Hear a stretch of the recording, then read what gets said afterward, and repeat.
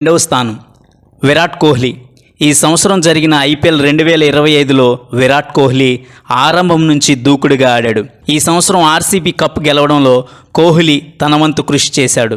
ఒక సీనియర్ బ్యాట్స్మెన్గా, మాజీ కెప్టెన్గా జట్టుకు కావలసిన విలువైన 657 పరుగులు చేసి తాను తీసుకుంటున్న 21 కోట్ల రూపాయలకు న్యాయం చేశాడు.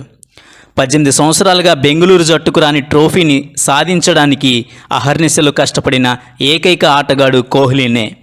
ఇప్పటి వరకు కేవలం కోహ్లీ మాత్రమే ఒకే ఫ్రాంచైజీకి ఆడుతున్న ఆటగాడు. విమర్శల నోటికి చెక్ పెట్టేందుకే కోహ్లీ కెప్టెన్సీ బాధ్యతలు వదిలేసినా బెంగళూరుకు నిజమైన కెప్టెన్ కోహ్లీ అని అందరికీ తెలిసిన జగమెరిగిన సత్యం. ఈ ఒక్క ఆటగాడి వల్లే ఆర్సీబీ ప్రపంచం మొత్తం ఆకర్షించిందంటే కోహ్లీ ప్రపంచంలో ఎంత విలువైన ఆటగాడో ప్రత్యేకంగా చెప్పాల్సిన పని లేదు. కేవలం కోహ్లీ కోసమే అన్నట్టు 2025లో 18వ season 18వ November Jersey Esala cup నమ్దే అంటూ ట్వీట్లు వెల్లువెత్తాయి.